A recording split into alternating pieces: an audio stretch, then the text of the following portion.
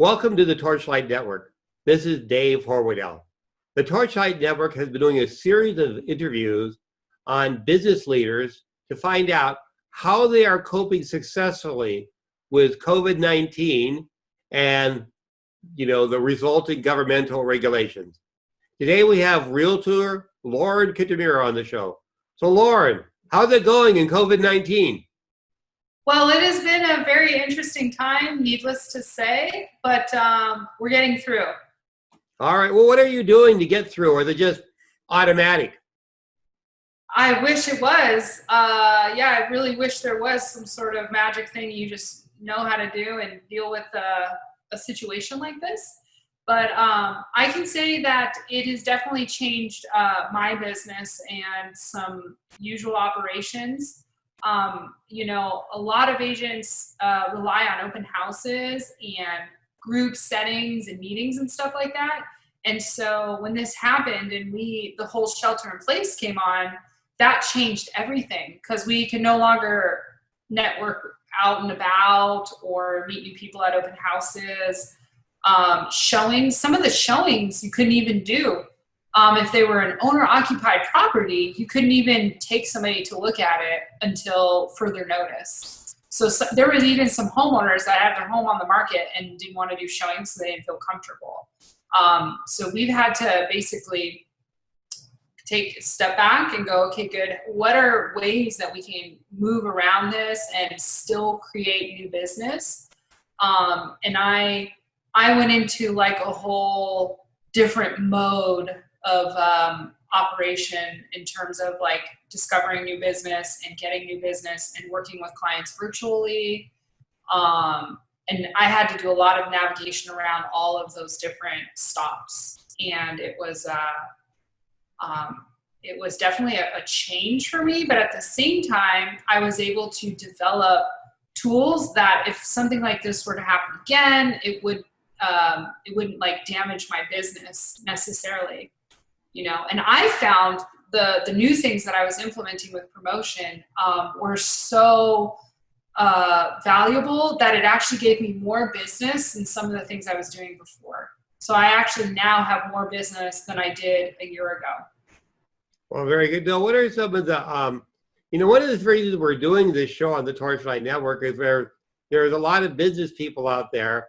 We're trying to give them some tips so they think outside of the box or whatever. And rather than, going, wow, business is really slow.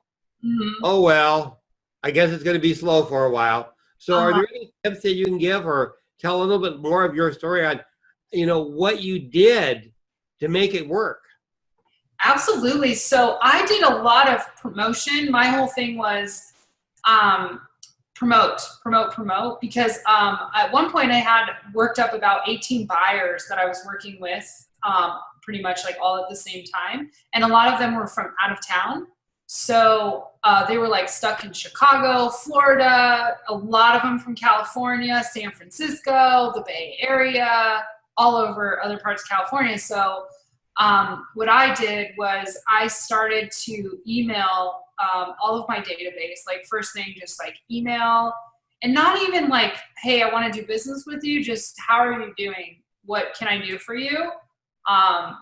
Is there anything you need other than real estate at the moment? Because people, when this first started, they weren't like, I need real estate,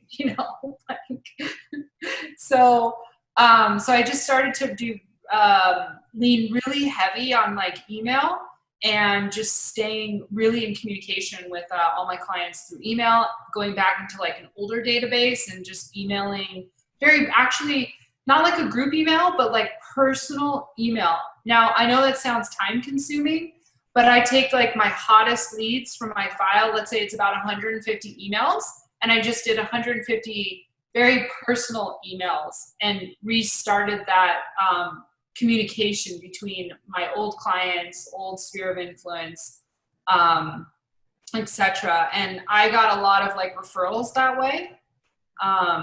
And then the other really, really big thing was reaching out via phone, which sounds a little old school now, like to do phone calls. but I started to talk with loan officers. I started an attorney campaign where I was calling attorneys for referrals, and I started working on cold calls for if someone wanted to list their home.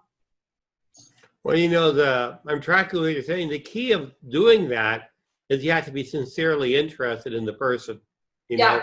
but that, because one of the funniest things when I was first starting my tax practice, I had some people came in and they said, well, we called you because you had the most, good reviews that weren't fake. And it's like, they easily pick up all this, like, people, when they do a fake review, it's obvious. People pick it up. So, when you're real, you'll get a response. Now, what have you had to do as far as servicing your clients? Like, have there already been changes in how you do that? Yeah, definitely.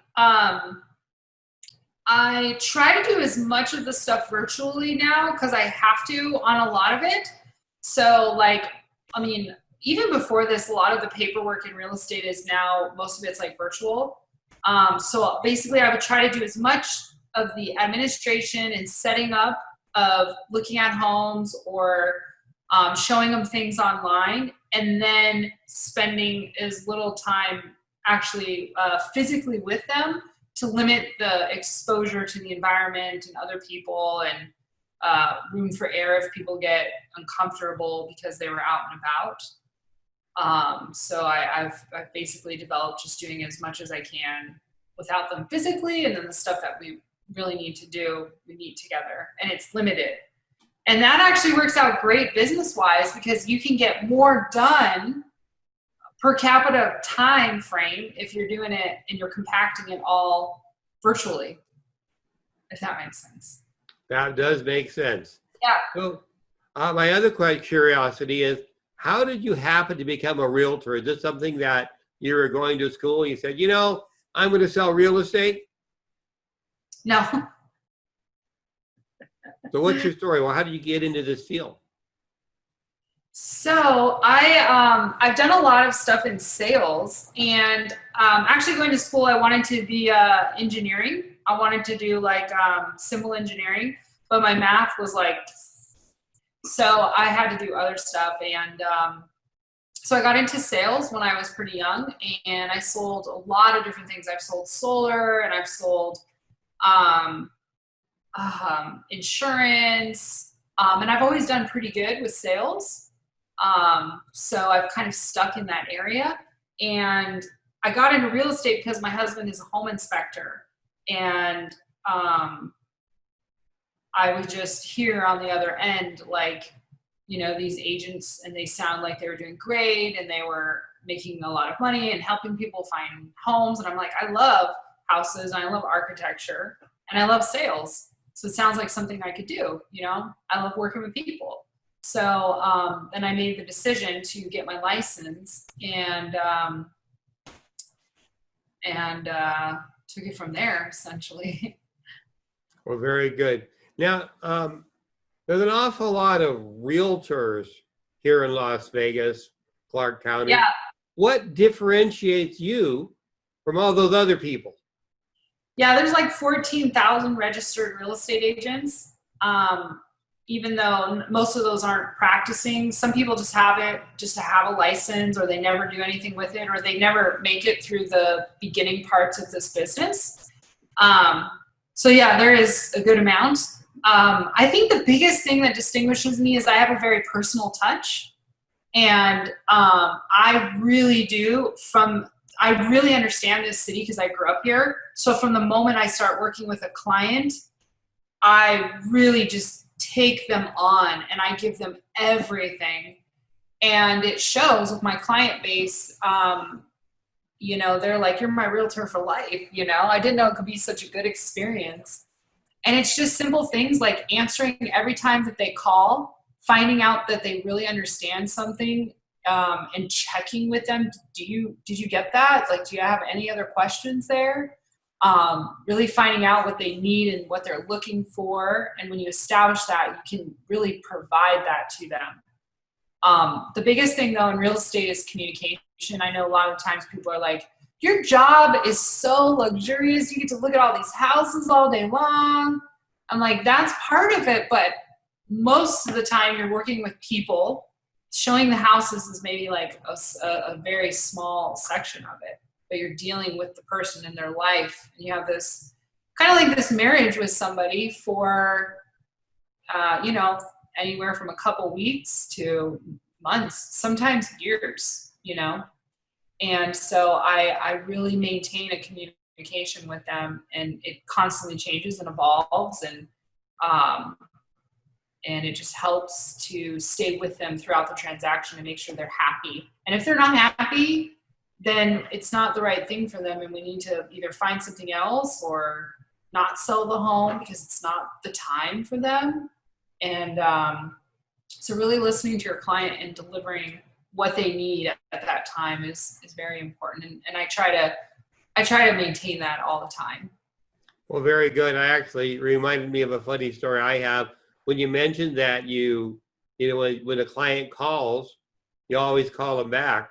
One of the funniest things I found out, guess what the most common complaint of a client who comes to me because they weren't happy with their prior tax professional? He didn't take my calls. Now, you would think that if you're running a business and people are paying you money every year, that they would take the calls. But no, they get busy and they just get irritable and they stop taking calls. And just the action that you have of calling everybody back is incredibly important. And I'm sure there are a lot of realtors who don't, and it really hurts their business. It's so true. And there's some that don't answer on the weekends. Like they have a Monday through Friday schedule and they won't even answer the phone on the weekends. It's just the way they have it set up. But most of your really productive agents, they have either an assistant answering or somebody that can always take those communications, because that communication in and out, you're dealing with all these different people on one transaction. You could have 7 to 10 different people managing the transaction, and you have to stay up on all of that stuff. So it makes it very smooth when it's when you really do have that communication. And that's a very good point. Now, we're going to be ending off soon. Is there anything else you would like to say to our viewers? Well, while we're on the subject of, just promoting, and a lot of businesses have experienced change. And I feel like the biggest thing is when this occurred, I went into over promotion mode. And I honestly feel like it seemed like a lot of promotion for me, but it still is not enough. I don't think you can ever do too much promotion in a business, So it is so important to always be promoting and putting money back into your business to get yourself more business, and then discover other ways and other things to add to your promotion channels of your business. And keeping all that going, I think, will maintain a very healthy business, no matter like what's going on economically, Well, that's a very good point. And also, I'm just going to make a little plug in here, because if you're running a business, you need to learn a little bit about promotion, whatever you can stomach. Not everybody's going to become a marketing guru or something, but you need to study and learn a little bit so that you can at least hire people who are good at it and tell whether they're good or not. And you are totally correct. It's been a common theme with the people here is that they always promote. And, it doesn't have to cost a lot of money. In the modern era, there's Facebook, there's LinkedIn, there's a lot of things people can do. But if you're in a financial bind, a common reaction is cut back on promotion. But it's like cutting the risks of your business. It just doesn't work well. So anything else you would like to say here? I want to thank you for having me on, Dave. I know that your services are always needed, and I know you do a really good job, and I thank you for that, and thank you for having me on today. Well, you're welcome. We're very honored to have you on. And I think our viewers are going to get benefit from your wisdom. Good. I'm glad to hear that.